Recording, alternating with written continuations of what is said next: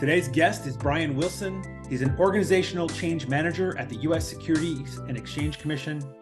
Brian is also the CEO and founder of both Adrian Photography and Tonkyman Productions, LLC.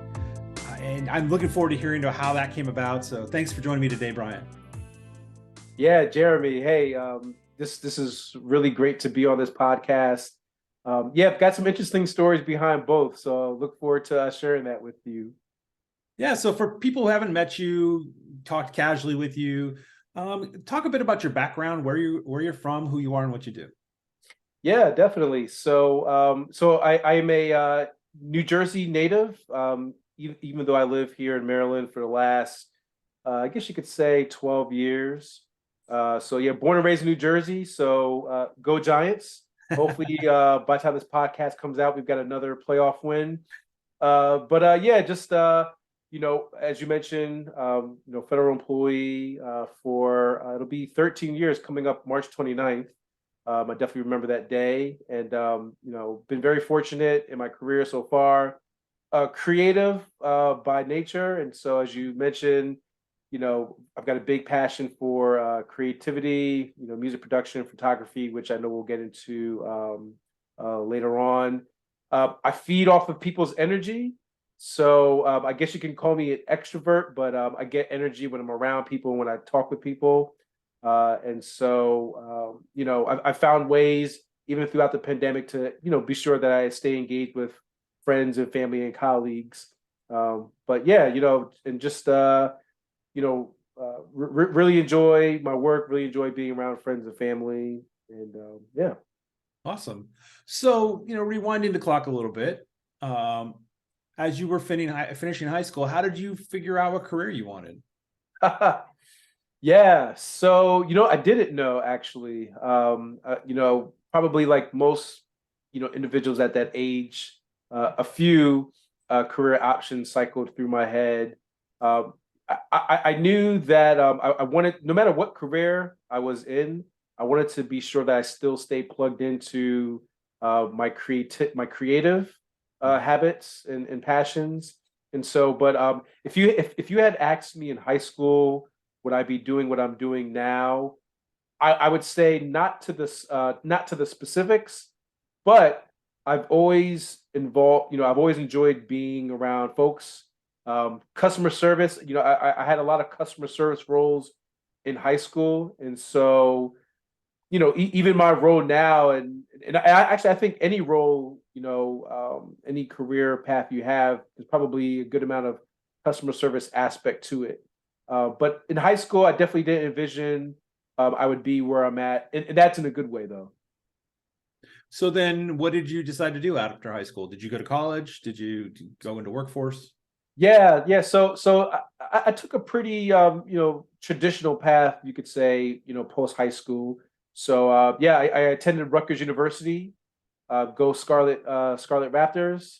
And so just for folks who may not be aware, Rutgers University has 3 campuses. The main one is in New Brunswick, New Jersey. And then there's another one in Newark, New Jersey. The one that I attended was in Camden, New Jersey, which if you're familiar with the area, it's South Jersey. Ben Franklin Bridge is right there. And so getting to Philadelphia, less than 15 minutes. Really enjoyed the college experience. I got exposed to a lot through, my roommates and professors, a couple of them that I still keep in contact with to date. Later on, when we'll talk, maybe more about how I got into the government, the IT, there were some experiences at Rutgers that should have let me know that I was going to end up in this path, and I'll share that story with you shortly. So, what was your selected program when you first went to college then? So I selected marketing, and I knew that was going to be my my degree from the very start. So fortunately, I didn't go through scenarios where I changed my degree or changed my major midstream. Set forth on marketing. That was broad enough to where I could still pick up a lot of various business skills. Believe it or not, I still had to take like calculus, 1 and 2. And I think that was probably the last time I took those. And so that was 2004, that was 2003 to 2007. But either way, great experience, great for analytical thinking. But yeah, I was a marketing major at Rutgers University. Yeah. Interesting. And for those who aren't familiar with organizational change management, I actually can see the connection between those. Quickly, just say what organizational change management is. Yeah, absolutely. So organizational change management, that's really the human side of change, right? And so think of it on a professional and or personal level, right? From a personal standpoint, change could be going to a new school, working a new job, um, finding new restaurants, eating at different restaurants, experiencing different things. That change could be, warranted or unwarranted. And so my role is, looking at, the human factors and the impact of change, making sure that folks that are impacted are aware. They understand what the to be state will look like, and then supporting them through that journey of getting from where we're at now and where we want to be. And that's and there's a couple, tentacles that pop out from change management. So you can think of the training, you could think of communications, you could think of your stakeholder engagement, you could think of user readiness. So before, we don't want to just drop things on people's lap, whether it's technology or processes. We want to prepare them before, during, and after the change. Hmm. And which is why I see a close proximity with some marketing techniques as well. Absolutely. So after you graduated, did you go into marketing? I did. Yeah. So after graduation, I started my career in Philadelphia, actually downtown Philadelphia, Center City, for an advertising agency, and that was 2008 where I began, and then that was short lived because February of 2009 rolled around, and that required me to have a big pivot in my life, personally and professionally. And remind everybody what happened around that time frame then. Yeah, so so that 2008, 2009 time frame, that was the economic downturn. Yeah. And then, as some folks may imagine, marketing and advertising, when it comes to sustaining a business, those are usually the first elements that are cut or reduced. And so so that's what happened in my case. Obviously being the junior person, fresh out of college, not having the sort of tenure as maybe some of the other individuals within the office. I was let go in February of 2009, but that probably ended up being one of the best things that happened to me, aside from my daughter being born. So how did you take that and then turn it into something? Yeah, so that was definitely tough. Being fresh out of college, wanting to one, get some funds in my pocket, Right. and start supporting this lifestyle that I envisioned post college. So that was tough in terms of kind of having that very unexpectedly stripped away essentially. And so I did go on unemployment for actually almost the entirety of 2009. And, that was not necessarily, because I had to. Some of that was by choice. And, I'll kind of share some of this now, but throughout my career, I was, before I got into the government, I was very picky in terms of the roles that I wanted, and being fresh out of college, being unemployed, looking back, someone can say, Brian, like you don't have the audacity to pick and decide, accept the job offer. But deep down inside, I knew I had an idea of where I wanted to head in my career. And even if I didn't know exactly, where I wanted to head in my career, I had the feeling and gut instinct that a, this particular opportunity or opportunities that were presented to me later that year after I was laid off wasn't where I wanted to be. Mm. And so it was a mixture of, you know, feeling disappointed that I was laid off. I did have opportunities for other employment, but as I mentioned, my intuition didn't allow me to see those opportunities through. Now, hindsight 2020, it worked out in my favor. Mm-hmm. And so, what was the finally when you did get an opportunity? What did that look like? Yeah, so here I want to talk a little bit about just the hustle and grind that has to go into wanting to either get into the federal government or just any career in general, or any change that you want to make within your within your life personally and professionally. So like I said, so I'm back. I'm at home in New Jersey. Mm-hmm. And so my father works for the federal government. And it's so for whatever reason, back in 2008, 2009, a career in the federal government, wasn't as, cool or admirable as it is now for, like, early 20-something-year-olds coming out of college. And so, at that time I was like, I'll kind of see what it's about. I'm not really sure, too much what public service careers are, but we'll give it a shot. So that's when I got introduced to usajobs.gov. At that time, I had a commercial resume. I had the 1 year at the marketing agency. Then I had a couple years, when I was a bank teller. So yeah, I was like, I don't know how these skills are transferring, but I had my marketing degree. So so I applied to a couple jobs on usajobs.gov.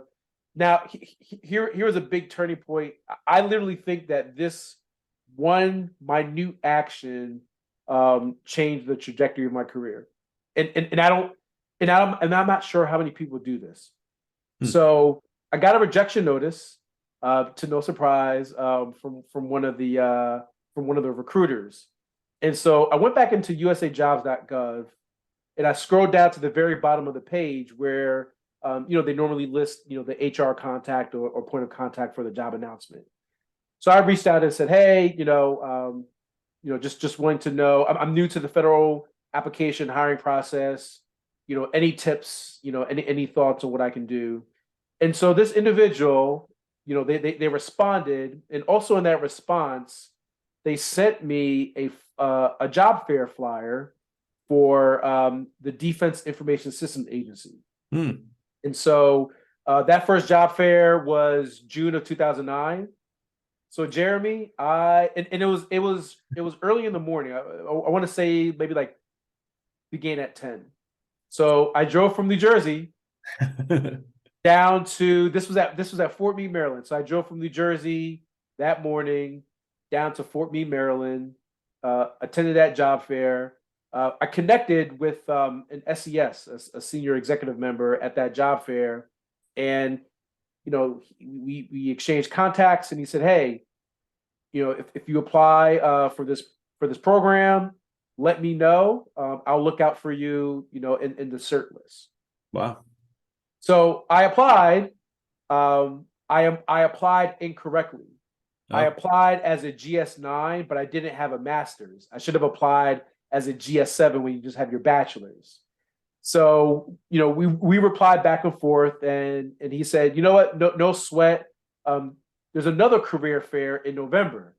So 5 months later, November 2009, I drove back from New Jersey in the morning, down to Maryland. He was at the job fair again, and we connected again. He said, hey, just make sure you apply correctly. And so I did that. Now, Jeremy, I applied November 2009. I didn't hear anything for the rest of the year. So I said, well, the government thing's not working out. So you're not going to believe the story. So I took a commercial job in South Jersey, just kind of giving up the USA jobs hunt, so to speak. So from November 2009, I waited until March of 2010 to hear anything. The first day that I started that commercial job is when I got the job offer for the government for their intern program. I can't make it up, Jeremy. It's funny because we're both in government, so we know this is how they operate, right? It could take Yeah. 6 months before you get a response. And to be fair to agencies, they're improving that process, right? There are initiatives in play, and the White House has put out things about speeding hiring, and the agencies are responding. But I know what you mean. I mean, I got in government in 2000, and it was 8 months. So wow, yeah, I know what you mean. Wow. And you did a special intern program. That's interesting. So there aren't very many of those. How was this one structured? yeah. So I believe I got in at a really good time. Some of my peers got in at a better time when they got in 2 or 3 years before me, and I'll share some of that. Yeah, so I got into the intern program, at DoD. So specifically, the agency I worked for was DISA, Defense Information Systems Agency, and so that was a 3 year program. So came in as a GS7. Next year, so long that you do your work, you do your trainings, you get your supervisor approval.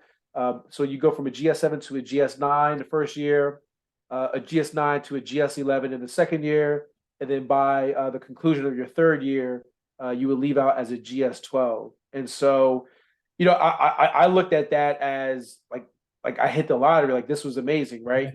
I would, you know, more than double my salary in 3 years compared to when I was working, at the previous advertising agency in Philadelphia. So, that was a big lesson for myself in resilience. Being proactive. Like I said, I mean, Jeremy, reaching out to that recruiter after the rejection email. I mean, that set off everything. Yeah. It really did. And so, and I'm surprised they responded, right? There's not a lot. Right, exactly. Especially when you ask for tips, because they're always afraid about liability. This is with anybody who hires, whether it's government or industry. You hear the same thing. There's liabilities if they respond, right? They don't want to give you some legal hold for justifying why you were passed over for the position. Yeah. So that's kudos to that person who knew how to navigate that framework and give you a quality response. Yeah. If they somehow ever get a hold of this podcast, I don't remember their name, but maybe they remember replying to me. So thank you. That changed my career. So yeah. So what happened after because the internship is temporary. And by the way, I love that 7, 9, 11 ladder positions are amazing positions. Yeah. Great opportunities for people like yourself, people coming out of college trying to get into government, and you go, wow, GS7s just don't make a lot of money, but guaranteed elevation on a steady basis is powerful over time. So in any case, then did you turn that in? What happened at the end of that program?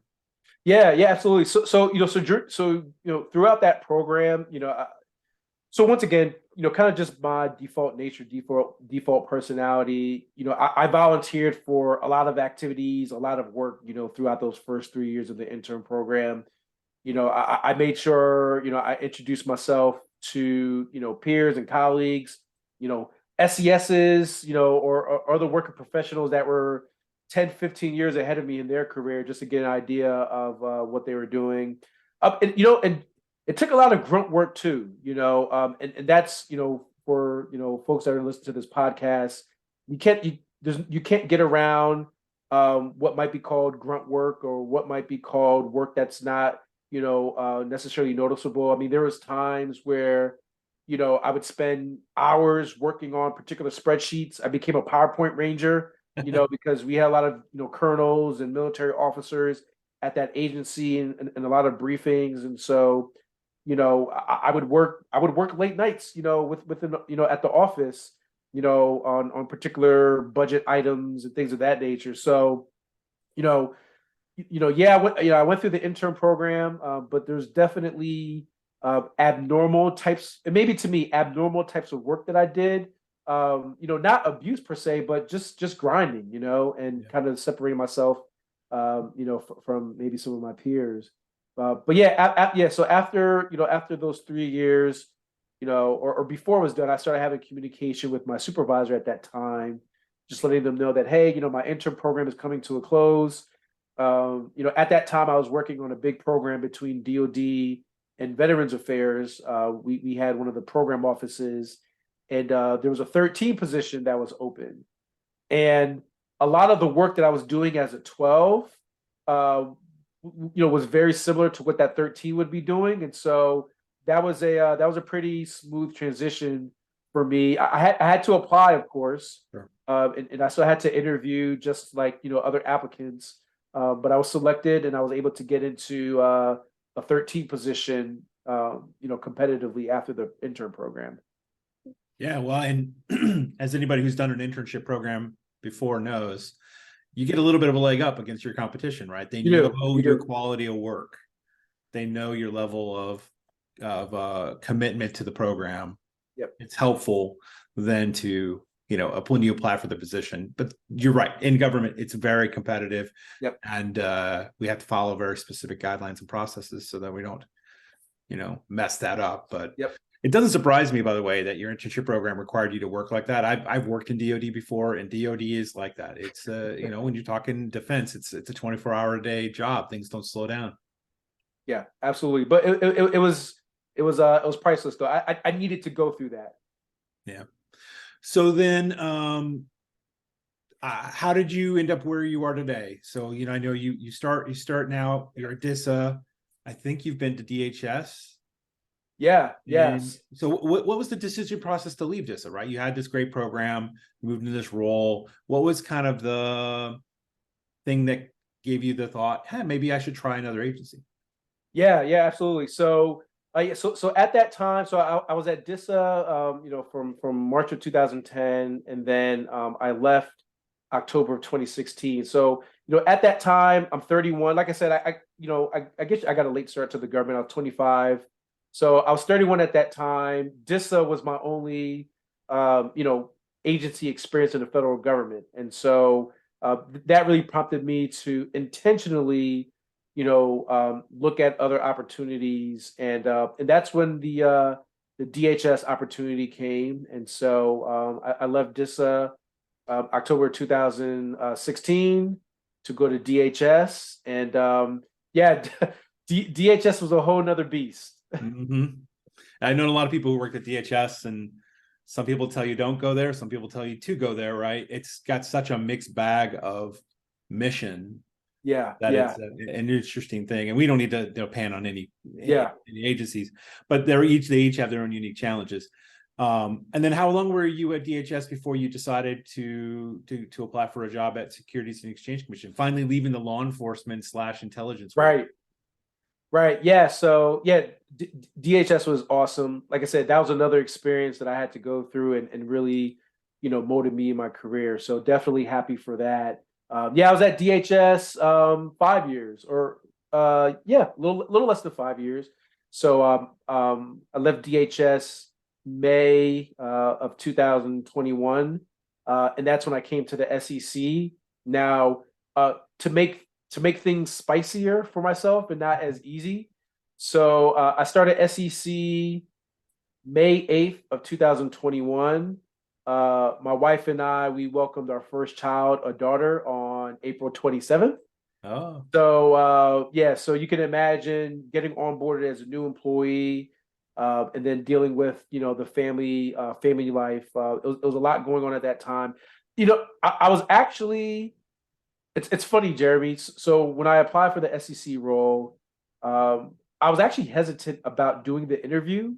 And then I was even hesitant about accepting the position. Now, someone might say, no one turns down SEC, right? But like I said, it was just, a lot going on with the family side, preparing for childbirth, and then, wondering, will I still be able to achieve that same work-life equality? But once again, hindsight 2020, one of the best decisions I made. So I've been at SEC since May 2021. That's awesome, and that's how I've met you. Yep. So talk a bit about how you started two companies. How did this come about?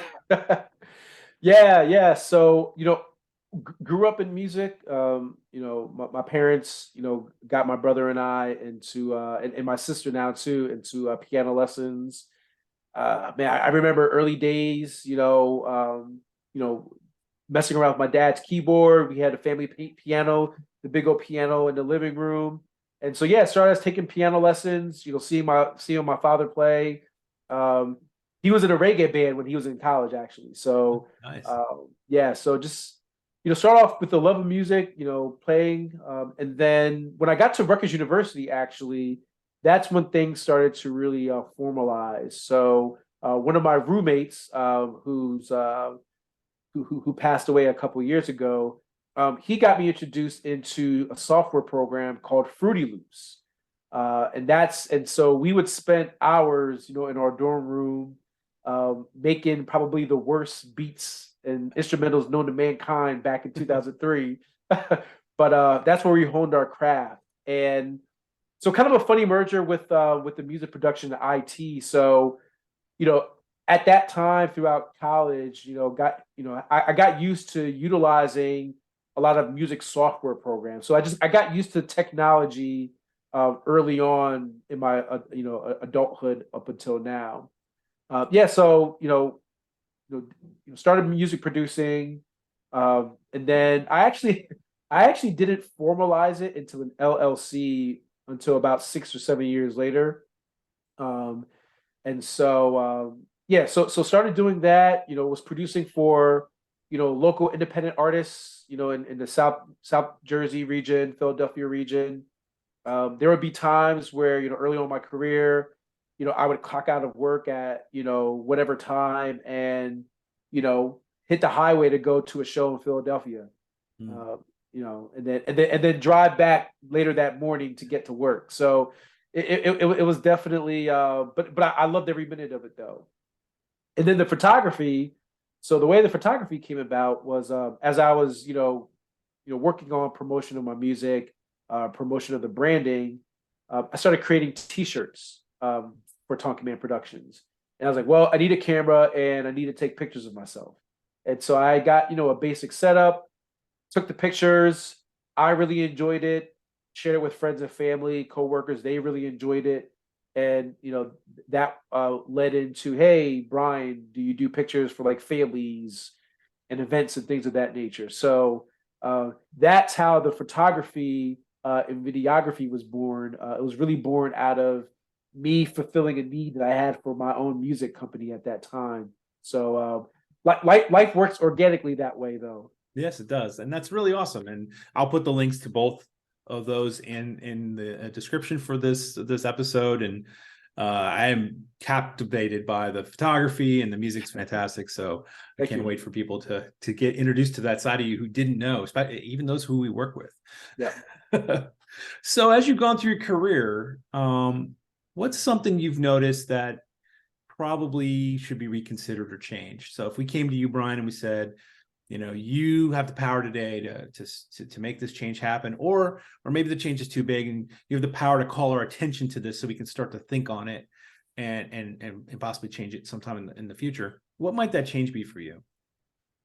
Yeah, there's a couple of things that come to mind. So I will I'll call out the change management piece for a little bit here. And so this actually kind of has relations to early on in my career with marketing and advertising, right? Marketing and advertising, maybe in some companies being an afterthought because it's not viewed upon as a core competency of the business.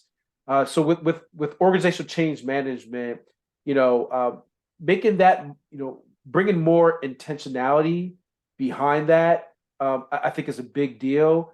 We spend lots of money, lots of time, lots of resources, implementing changes, either technology changes, process changes, system changes.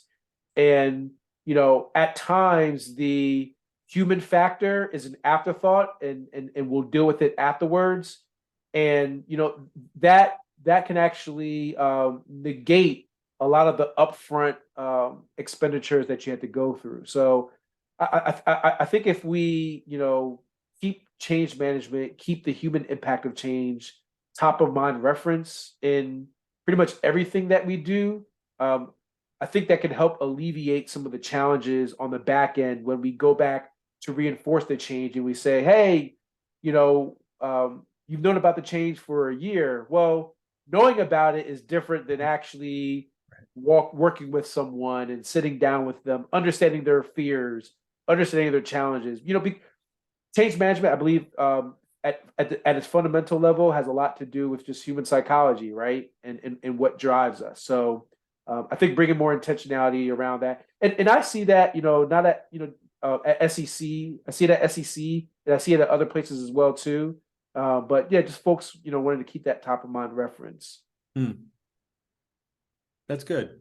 I completely agree with you, right? As I'm big into adoption. I love adoption programs and figuring out ways to make the change stick, right? I think one of my all-time favorite books was a book titled Made to Stick, and it was all about making changes that would be resilient to falling back into old patterns. It's that you can move into it. So I think that's a great suggestion and a great change that more organizations should consider.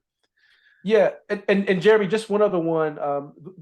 The one other one that I think I did really well at DHS is and this is more so after contract award, right? Because I know that prior to contract award, when you're doing solicitations, things of that nature, that government vendor relationship is tricky. But once you've got the vendor in, once you've awarded the contract, I had really great relationships with my vendors.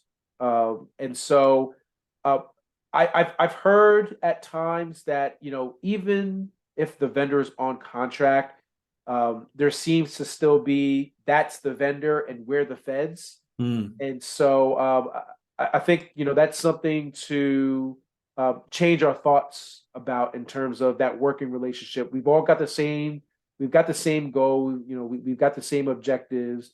And so just looking at one another as a complete team, versus that's fed, that's vendor. There may be instances where that needs to occur, but especially if they're on contract, if you've awarded to them, let's just get it in together. Yeah, especially if you outsource it to them. Right now, they are completely responsible. Absolutely, you need to give them the support to execute. Yes. Yeah, that's a good suggestion. So what's coming up for you in the near future? Anything popping? Yeah. So so on the photography, and that's something that I stay engaged in. So springtime is going to roll around here in a couple of months, and so looking forward to getting back out. Doing family photo shoots. A few years ago, so pre-pandemic, I did a lot of event photography for various organizations, in and around DC. So looking forward to seeing things like that, open back up. On a career front, definitely giving more attention to my personal development, and and like I said, I'm about 13 years into my federal career. I've been fortunate to work on some pretty major programs, at all three agencies. Had a chance to build relationships with really good thought leaders and thinkers like yourself. And so one of the things that I really want to get into is more, podcasts, interviews like this, speaking engagements, being on panels, just really sharing my experiences. So someone that's, maybe junior to me or, fresh in the government, or, they're a project manager for the first time, or they're a change manager for the first time. I would love to, dialogue and engage with them. I love hearing you say that. I probably can help with that. I'm looking forward to it. Great. Well, Brian, thanks so much for coming on the podcast today. It's been great hearing about your journey, and I look forward to seeing what's coming up for you in the future. Awesome. Jeremy, thanks a lot. I love what you're doing with the Geek Within. Keep it going.